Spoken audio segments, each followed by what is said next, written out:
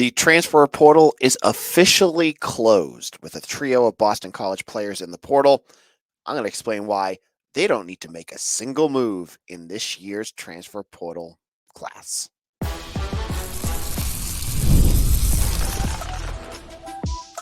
You are Locked On Boston College, your daily podcast on the Boston College Eagles, part of the Locked On Podcast Network, your team every day. Hello, everyone, and welcome. This is Locked On Boston College. I am your host, AJ Black. Happy Thursday, everyone. Today's episode is brought to you by FanDuel. Make every moment more. Right now, new customers get $150 in bonus bets with any $5 bet. That's $150 with any $5 bet. Visit FanDuel/Locked On to get started today. So, today's going to be a big episode on the transfer portal. I'm going to give you the latest details on what's going on with BC in the portal. Then I'm going to look at the offense and defense and talk about why things look okay. And I'll explain why on each side on segment 2 and 3. Going to hear all that. So again, transfer portal on May 1st closed. Midnight on May 1st, it was officially closed. You might hear more names trickling in as paperwork gets processed by the schools. I think they have like 48 hours after the fact to do that. But according to my sources, BC should be done with players in the portal. So we saw 3 this transfer portal class, if you want to call it that. We saw Joseph Griffin, the wide receiver, 4-star, probably the one that hurts the most because I think a lot of folks were really excited to see the Springfield Central 6'4" wide receiver who was a 4-star play for BC, especially after a couple big plays his freshman year, but just didn't work out. He's in the portal. Connor Litton, not a big surprise, is a kid that lost his starting job to Liam Connor last year after he was injured and just couldn't get it back. So he's going to look for a postgraduate transfer potential starting gig somewhere. So good luck to him. And then finally, earlier this week, the final transfer portal entry was Matt Reevy, cousin of the Hasselbacks. He came in Jeff Hafley's first class. That class he had to rush in December to put together. Has never really evolved into much of a threat to start.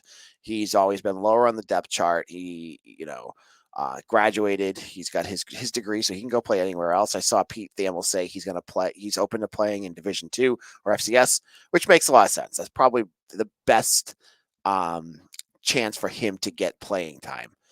So now you look at where BC stands. You're seeing a ton of players still entering the portal, right? You got guys like Dion who are, processing. I'm doing the hashtag there. Players out, and there's probably 30 or 40 players from his team leaving, and Dion is bad at that. I want to stress that enough because he also tweets about it all the time. But there's a lot of schools doing that.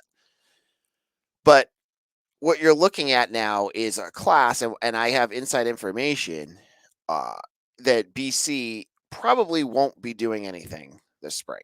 Last year, BC grabbed Thomas Castellanos, who we have on our screen, and they grabbed Caleb Jones, a defensive lineman from NC-A&T that we never saw last year because he got hurt. He had a knee injury. He's still been out. So those were your 2 last year. I've heard that BC is going to have to be very selective.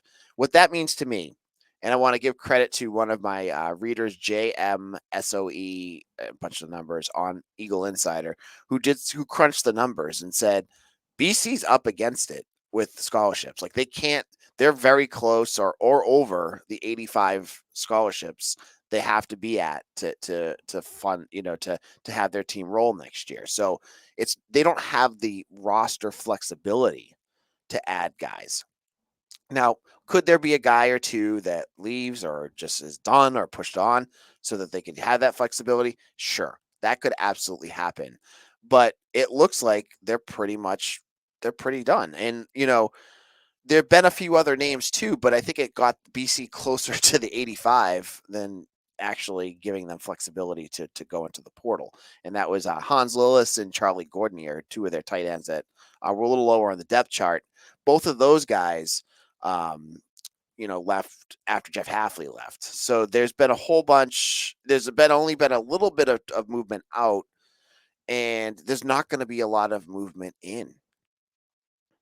And the point of this episode is to say, it's okay for a few reasons, and I'll explain here. So you have your offense last year was pretty much solid, right? Like you needed a quarterback. You got Thomas Castellanos, and we'll talk all about that offense. But you look at most of those positions that you have, maybe interior guard, and I'll explain in the second half why I don't think that's that big of a deal. But most of your positions, you have guys that you're ready to roll out with. And more importantly, you have developmental guys as well. You got to trust your guys at some point. That's what Boston College is about. It's about getting, younger guys, building them up and making them into stars or making them into ACC level players. That's what the school has been built on. And I don't think that should change. So I look at the offense and I say, okay, looking pretty good there. Defensively, which will be segment 3, had a lot that needed to be done. But I'm going to give Jeff Halfley his credit here because I thought, other than maybe an edge rusher, I thought BC did a great job of going out and addressing a lot of the needs that they had. They already hit. They've already landed 11 transfer player portal players. If you add Cam Martinez from Ohio State, who is going to be coming this summer, they've got a lot of guys already coming. And a lot of those were at positions that BC desperately needed. And I'll explain in our final segment why I look at the defense and say, yeah, maybe you want to add some things here, but they must feel confident with what they already have. So we'll look at both of those in our final 2 segments on today's show.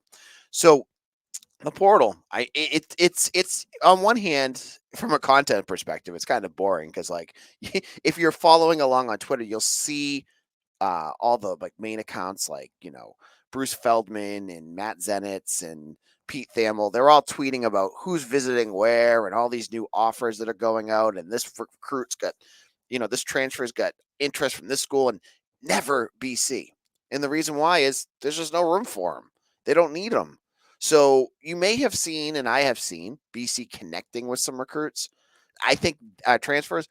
I think that's the potential right there. They're not going to look at a specific position.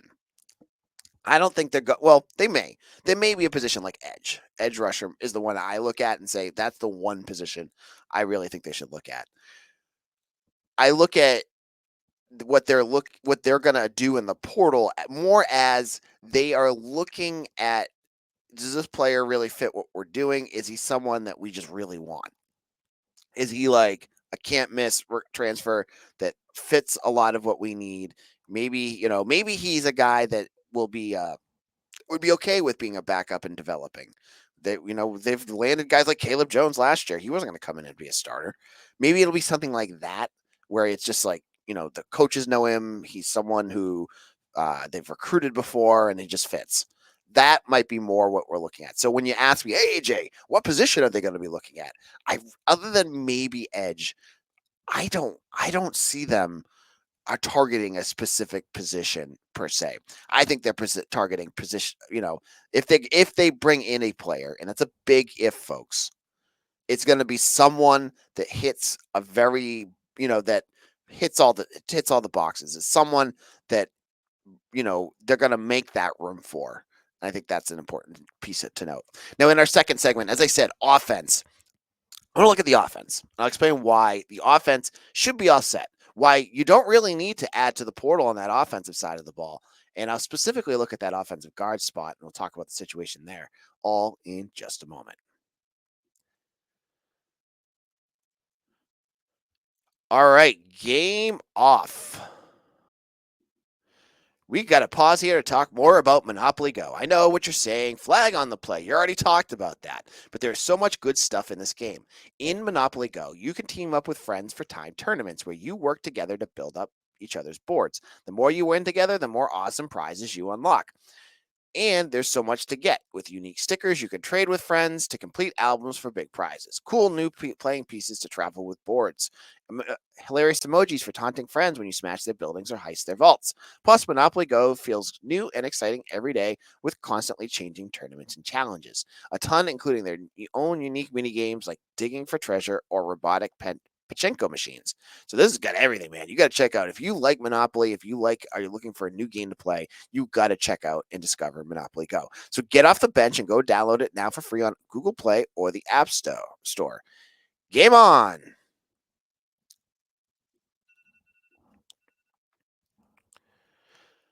This is Locked On BC. I am your host, AJ Black, and we are talking about that transfer portal. And I sense, without even seeing what your comments are yet, that you're going to be a little disappointed because there's a little fun. There's fun about getting active in the portal, bringing in new names, shuffling the deck a little bit.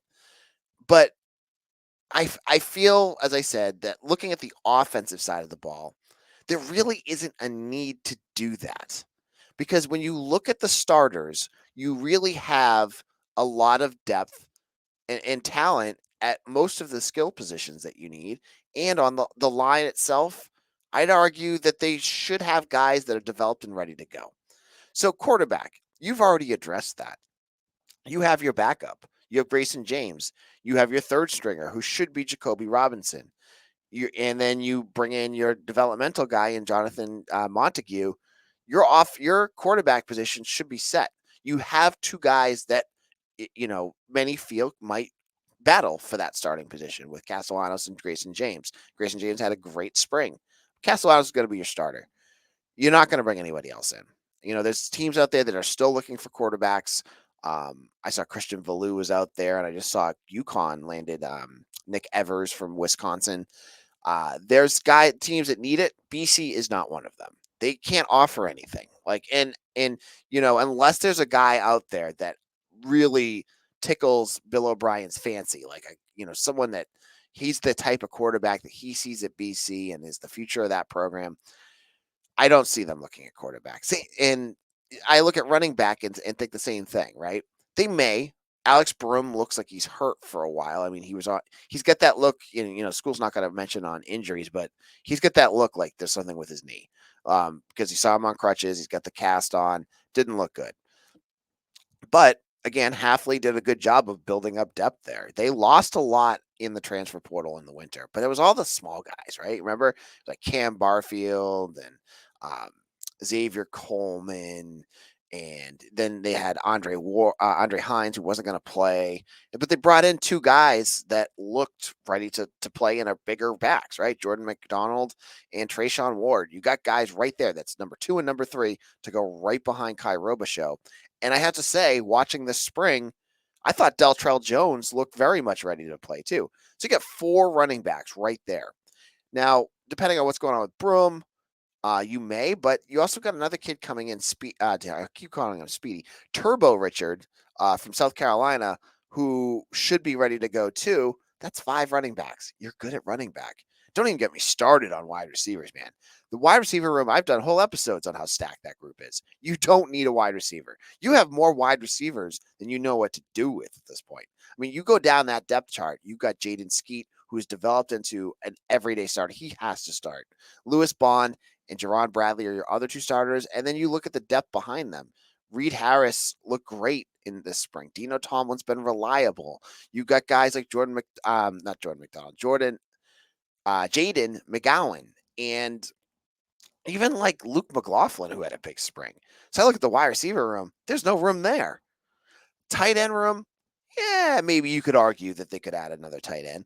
But I'd argue you've got your starting 2. You've got Kamari Morales, who's going to be your go-to guy, along with Jeremiah Franklin, who's now a junior.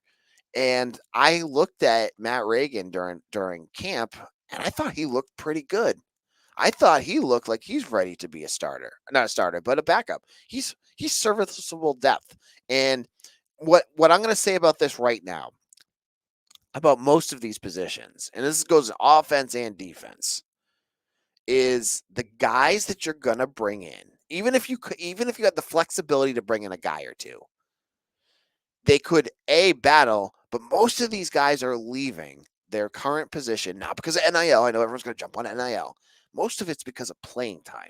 They're not playing. They lost a starter battle. They lost there's another guy that jumped them, and now they're looking for a new role. Boston College can't sell hey, you're going to be the third string, tight end here or whatever. You're going to find a few depth pieces here or there, but not guys that are going to really make a huge impact, right? You're going to find maybe a guy here or there that's from a smaller school that could fill in and give you a warm body if you needed it. But I'm arguing they don't even need that. They've got it already. And at some point, you've got to trust your guys. Finally, on the offensive side of the ball, the one I think most people are going to get stuck on is the offensive line. You had to replace two guard positions after the graduations of Christian Mahogany and Kyle Hergel. You've moved in Jack Conley, who I know is a divisive player, but Mitch Wolf of Eagle Insider has talked to me and said, I feel like he'll be fine. And you moved Logan Taylor from tackle to guard to fill that other spot, moving Jude Bowery back into the starting spot because it's his time. It's his time. But the guard position, you'd look at it and you're going, oh man, we don't have the Hergel. It's going to be a huge jump off from Mahogany to whoever else is filling in. Can we trust Conley? There's lots of questions there. But you have to look at the depth chart to get your answer there. Because BC is actually pretty set at guard. They've got on their roster 4 or 5 guys that could go in and play guard right now. You have Jack Conley. You have Kevin Klein. You have Otto Hess, and you have Jack Funk. All those guys could jump in. I know Jack Funk is a big a favorite of my website, Eagle Insider. A lot of the people just love him because I think they love the name and he's local and he's a legacy and all that. He looked ready to go. He did. He looked ready to play.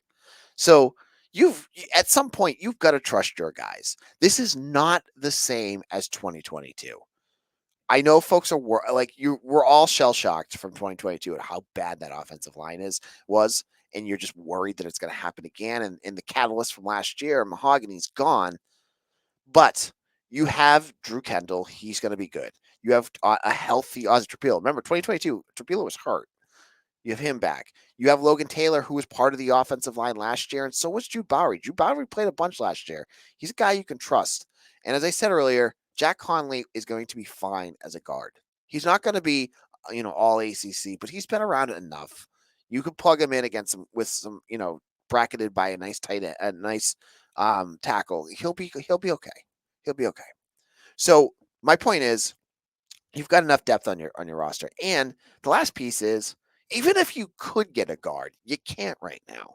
Like, there's guards out there, but they're going to demand big time NIL deals. And every program, like, the Auburns and Oregons and USCs and all the programs that are just, hounding the transfer portal are going to be able to offer a lot more than Boston College can. And that's just the reality of things, right? It's not just BC. I know folks want to just like bash on us because they don't have NIL, like the biggest NIL pool or whatever. But you look at some of the other programs out there, Wake Forest, Duke, Georgia Tech, like these schools too, they're not going to be able to like upgrade their offensive line right now. Schools like this can't do it. They just can't. So I think it's locked in. I think your offensive line is what it is. And I'm not too worried about it. I think there's enough there. Now, in our final segment, let's look at the defensive side of the ball, a group that rightfully folks are worried about. But I'll explain why former head coach Jeff Hafley, I felt like, did enough that BC should be okay in 2024.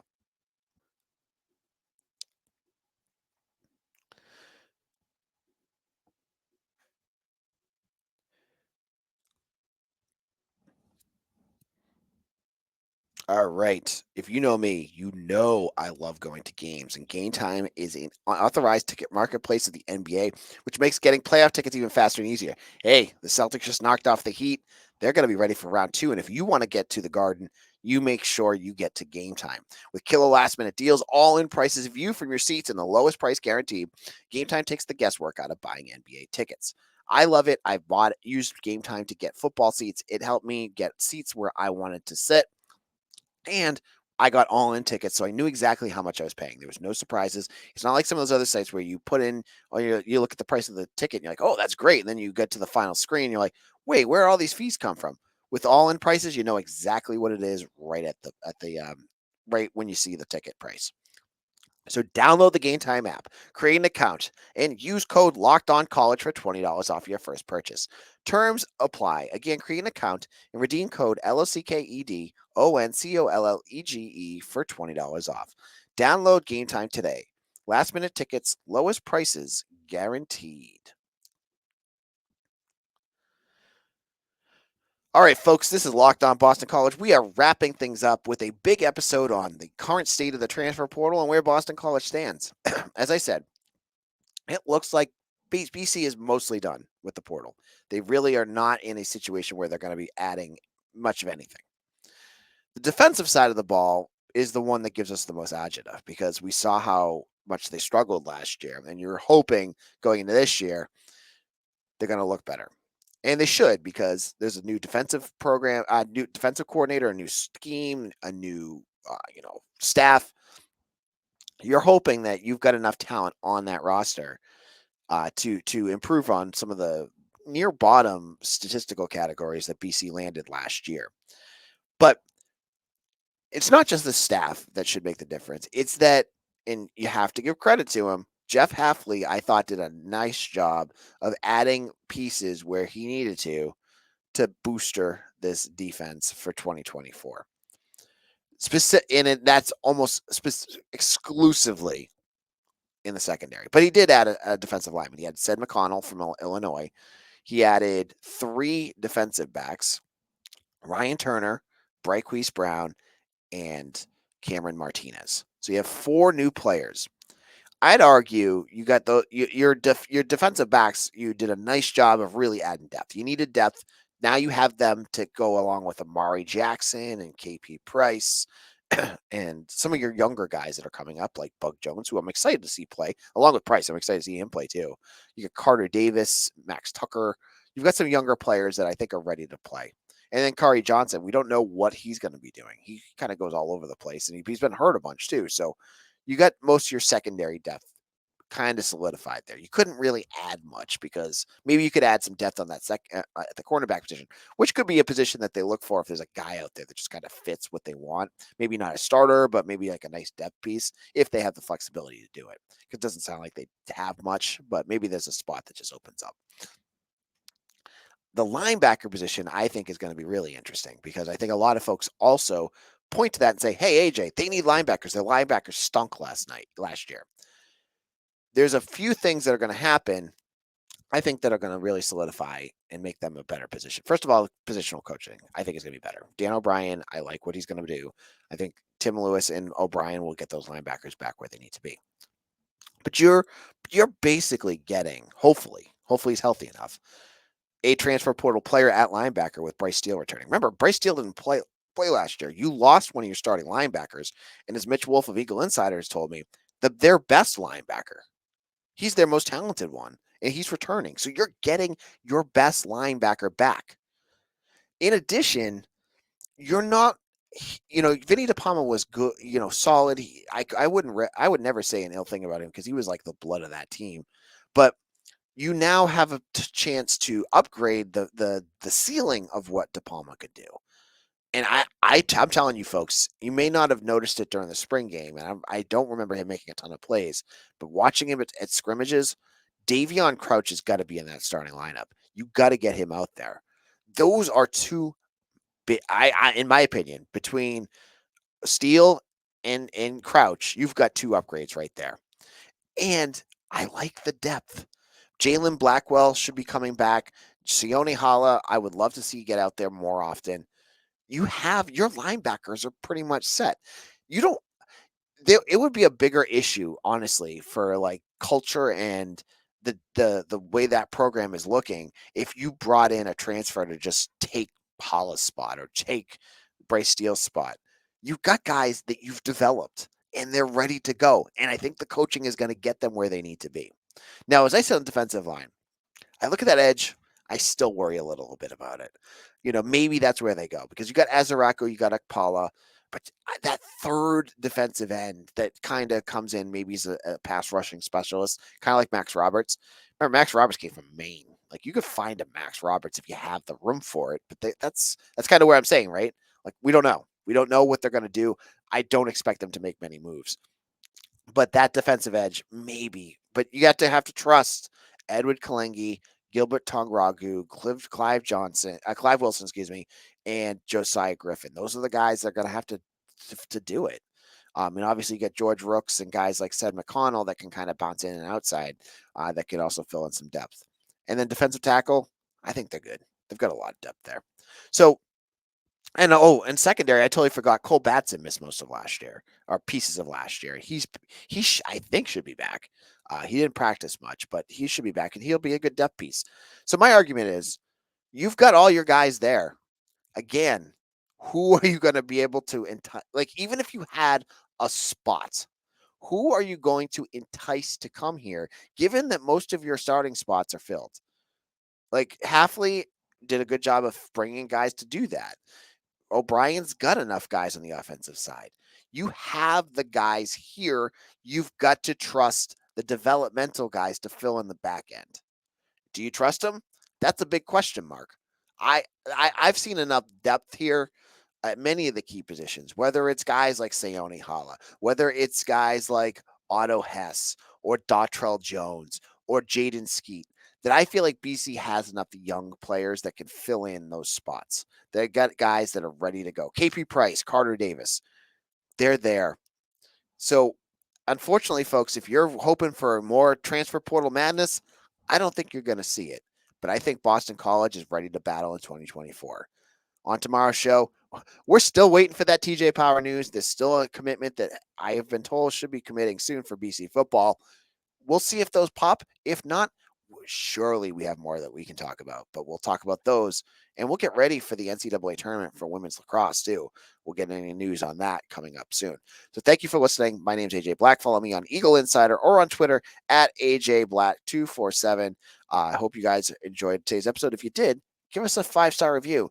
Hit that like button and subscribe wherever you get your podcast. And if you're listening on YouTube, hit the subscribe button before you leave. Thank you so much for making Locked On Boston College your first listen every day.